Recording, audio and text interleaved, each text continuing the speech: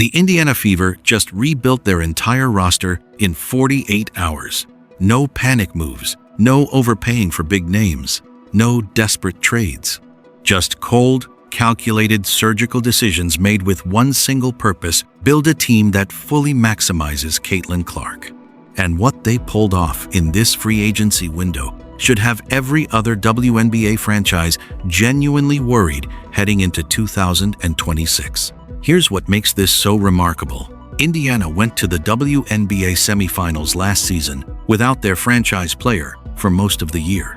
A team held together with depth, determination, and sheer will made it that far and still fell one game short of the finals. Now imagine what this roster looks like with a fully healthy Clark running the show from tip-off. The math gets very uncomfortable for opposing defenses very fast. Contracts dropped, roster spots filled, and one major departure sent shockwaves through the league that most people are still processing. Every move tells a story. Every decision reveals something about where this franchise is headed. So let's break it all down piece by piece. Because if you're sleeping on the... Don't forget to subscribe and turn on the notification bell so you never miss a video. Indiana Fever right now. You're going to regret it when the season starts. Before anything else could happen, Indiana had to answer one question: is the core staying together? Because without that foundation locked in, nothing else matters. And the answer came fast. Kelsey Mitchell re-signed on a one-year Supermax deal worth $1.4 million. And honestly, after what she did last season, there was never really a debate. Mitchell led the Fever with a career-high 20.2 points per game, earned all WNBA first-team honors, and was a legitimate MVP finalist. She was the engine that kept Indiana's season alive while Clark was sidelined. She earned every dollar of that Supermax, and the front office knew it. Then came Lexi Hull. Hull agreed to a multi-year extension, locking in the kind of glue player that championship teams are built around. She averaged a career-best 7.2 points, 4.3 rebounds, and 1.2 steals per game last season while shooting over 40% from three in the playoffs. That combination of defense, hustle, and floor spacing is exactly what Indiana needs surrounding Clark. And the way the announcement came out made clear how much Clark values Hull's presence. Clark helped announce Hull's return in a TikTok video, a small detail that reveals something bigger about who controls the culture in that locker room. This isn't just a coaching staff making decisions. The franchise player is invested in who stays. Sophie Cunningham rounds out the core, returning on a one-year deal as the team's enforcer and floor spacer. Cunningham, Hull, and Clark form what fans have nicknamed the Tres Leches Trio, three players whose chemistry, trust, and competitive fire have become the identity of this franchise. Keeping all three together wasn't guaranteed heading into this offseason. Cunningham's one-year structure raised some eyebrows, and fans immediately started wondering if she was already planning an exit. But read it differently.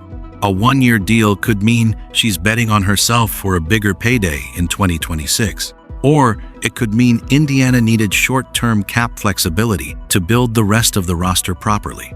Either way, she's back. And for a team that runs on chemistry and trust, that continuity is worth more than any contract number. Three core pieces retained, franchise identity preserved, but keeping what you had was never going to be enough to take the next step. And what Indiana did next is where the real story begins. Once the core was locked in, Indiana turned its attention to the gaps, and the first major addition exposed exactly what the front office had been thinking about all offseason. Monique Billings, formerly of the Golden State Valkyries, signed a multi-year deal in Indianapolis. On the surface, signing an athletic big feels routine. Teams do it every year. But the details here are anything but routine. Billings is a 6'4" forward who shot 81% at the rim last season. Read that number again, 81%. In a system built on pace and transition, in an offense powered by the most creative passer in women's basketball, having a finisher who converts at that rate is devastating. Every Clark drive and kick, every pick and roll read, Every fast break where the defense scrambles to recover Billings is the person at the end of all of those plays, and she almost never misses. That's not depth, that's a weapon. What makes the Billings signing even smarter is the chemistry angle. She already displayed quick chemistry with Clark when playing together for Team USA at the FIBA World Cup qualifiers. The reads are already there. The trust is already built. That normally takes half a season to develop with a new teammate. Indiana is skipping that entire adjustment period entirely and arriving at training camp already one step ahead. Then there's Natasha Harris, signed as the official backup point guard. Harris is an Indiana native returning home, but the emotional story isn't why this signing matters. What matters is that Harris reunites with coach Stephanie White, who coached her in Connecticut, where Harris posted career highs across the board. She already knows the system. She already knows the defensive principles, the offensive reads, the expectations. When Clark goes to the bench, Harris walks on, and the offense doesn't have to completely restructure itself around someone still figuring out where to be. There's also the competitive angle. The night before her signing was announced, Harris clapped back hard at fans on social media who raised her injury history. She had time, as they say. And that chip on the shoulder energy matters on a roster where she'll compete every single day in practice against one of the best guards in the world. She's not here to fill a spot. She's here to prove something. And that mentality makes this roster better just by existing. While everyone was focused on the guards coming back and the core staying together, Indiana quietly slipped in the most cap-efficient signing of the entire free agency period, and almost nobody noticed. Damiris Dantas signed a 2-year deal starting at $300,000 annually. That's it. $300,000 for a stretch big who can space the floor, move the ball, and log real minutes at the 4 or 5. Buried under the bigger headlines, overlooked in the celebration, and probably the smartest move Indiana made all offseason. To understand why Dantas matters, you have to understand the problem she's solving. Last season, Indiana's offense had a predictable flaw. Ball movement would slow down and sometimes completely die the moment the ball reached the forward position. Clark would create. The spacing would open up. The read would be there, and then nothing. A ball stopper would catch the pass and collapse the opportunity before it could develop. It happened repeatedly. It happened visibly. And it happened in games where Indiana needed clean offensive execution more than anything else. Dantas doesn't do that. Her game is built around keeping things moving. Catch, read, pass, or shoot from range. She doesn't need the offense to run through her. She doesn't demand plays called for her. In a system centered around the most gifted playmaker in the league, that selfless, intelligent style of play is exactly what keeps defenses honest and keeps possessions alive.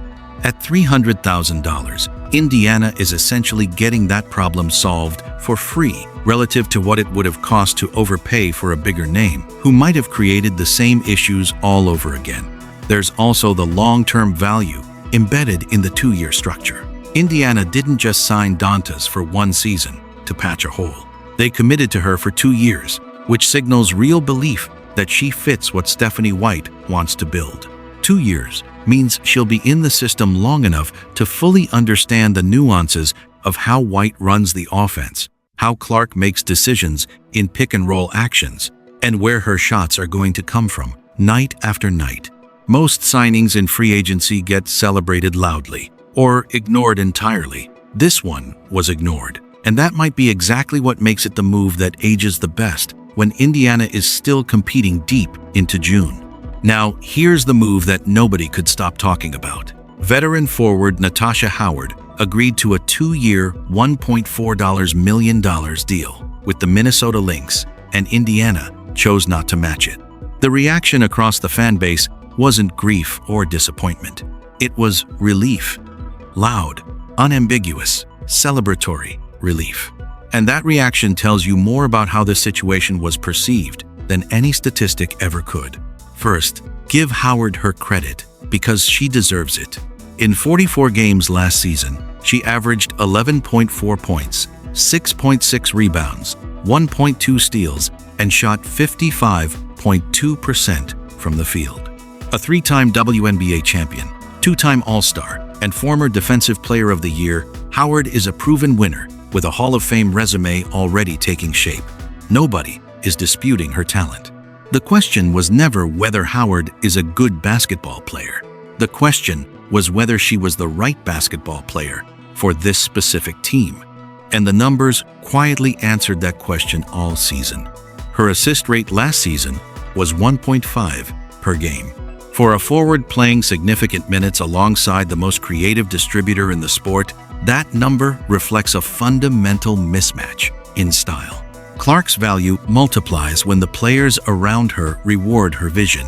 When she makes a perfect read and the opportunity disappears because a teammate is going into isolation instead of continuing the play, the entire offensive system breaks down.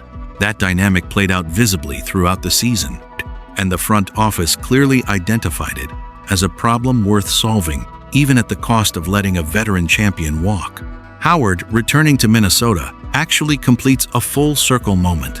She won her first WNBA championship with the Lynx in 2017, and going back there makes genuine sense for where she is in her career. Minnesota needed front court help badly after several key departures, and Howard fills a real need for them. The Lynx got a proven veteran, Indiana got cap flexibility, and a cleaner offensive system. But here's what makes this subplot impossible to ignore all season. Every Fever Lynx matchup just became must-watch television. Every time Howard goes off against Indiana, the narrative writes itself. Every time she struggles, so does the counter-narrative. That rivalry within a rivalry adds a layer of drama to this season that nobody could have scripted. And it starts the moment these two teams share a floor. Step back from the individual moves and look at the full picture, because what Indiana just built isn't just impressive on paper. It's philosophically coherent in a way that most WNBA rosters simply aren't. Every single signing fits a defined role. Every contract was structured to maintain flexibility. Every player brought in already knows where they fit and what's expected of them. That kind of organizational clarity is rare, and it doesn't happen by accident. The financial architecture underneath this roster deserves real attention. Caitlin Clark is still on her rookie deal and under contract through 2027, set to earn $528,846 this season. Aaliyah Boston remains locked in on her rookie contract as well, after Indiana exercised its fourth-year option last season. Two of the team's best players on below-market deals. That's the foundation that makes everything else possible. That's how Indiana can afford to bring Mitchell back on a supermax, retain Hull, Cunningham, and add Billings, Harris, and Dantas, while other teams are scrambling to fit one big signing under the cap. Compare that to the approach taken elsewhere around the league. Teams overpaying for name recognition. Franchises signing players who don't fit their systems because the pressure to make a statement overwhelmed the discipline required to make the right decision. Indiana didn't chase headlines. They chased fit. And the difference between those two approaches tends to show up dramatically once the playoffs start and the margin for error disappears. The contrast with Kelsey Plum's situation in Las Vegas is worth examining. Plum took a discount signing for $1 million on a one-year deal rather than taking the $1.4 million supermax she was eligible for. Specifically, to give Las Vegas financial flexibility to build championship roster around her. Mitchell took every dollar of her supermax, and there's nothing wrong with that. She earned it, and the CBA entitles her to it. But the contrast reveals something about how different players view the relationship between individual compensation and team building.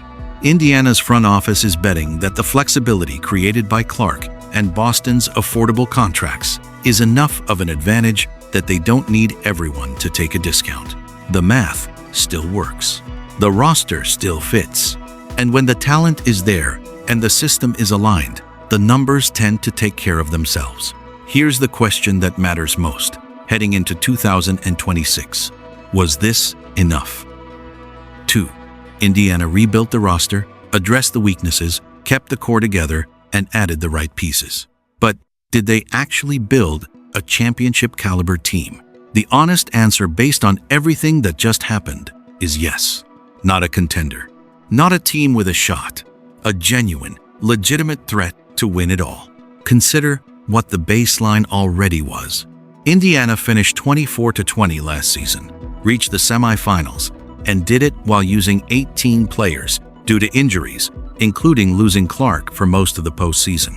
They tasted a finals appearance and came up just short while operating at a fraction of full strength. Now, add a fully healthy Clark back into that equation.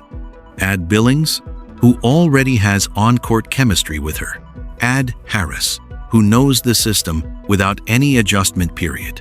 Remove the ball stopping from the forward position. The gap between that team and this team isn't small, it's significant. The Fever currently sit with the fourth best odds to win the 2026 WNBA Championship, behind the Lynx, Aces, and Liberty, fourth. For a franchise that just demonstrated it can compete without its best player, for a team whose two foundational pieces are still on below-market contracts, creating competitive advantages that won't disappear for years, that ranking should feel like disrespect. It should also feel like fuel, because there is no version of the WNBA standings where a fully healthy Caitlin Clark, surrounded by players who fit her game perfectly, coached by someone who built this system from scratch, doesn't make serious noise in the postseason. The 2026 season opens May 9 against the Dallas Wings, and that opener isn't just Game 1. It's the first real statement game of an era that Indiana has been deliberately constructing since the day they selected Clark with the first overall pick. Every piece is in place. Every role is defined. Every decision made this offseason was made with one moment in mind. What does this roster look like when everything is working and the stakes are highest? Championship windows don't stay open forever. Indiana knows that better than anyone. They built a roster that fits the moment, and the moment is right now. The rest of the league has been warned. The only thing left to do is play the games. Indiana didn't make the loudest moves this offseason. They made the smartest ones. They kept the core intact, added players who fit without friction, solved real problems with affordable solutions, and made one bold subtraction that the entire fan base quietly celebrated. Every decision pointed in the same direction: build a team that makes Caitlin Clark unstoppable, and then get out of her way. The Fever Lynx subplot will fuel debate all season. The roster questions will get stress tested the moment real games start. And somewhere along the way, this offseason will either look like genius or get second-guessed in real time. That's the nature of building a contender in a competitive league where one injury or one bad matchup can unravel everything. But here's the bottom line. Indiana entered this offseason with uncertainty and came out with clarity. They know who they are. They know what they're building. And with a healthy Clark leading the charge, the ceiling on this team is genuinely sky high. The window is fully open. The roster is built. Now it's time to deliver. Drop a comment. Did Indiana make the right moves this offseason, or is there still a piece missing? Let's talk about it. Stay locked with my channel, Simply Explained, for more updates.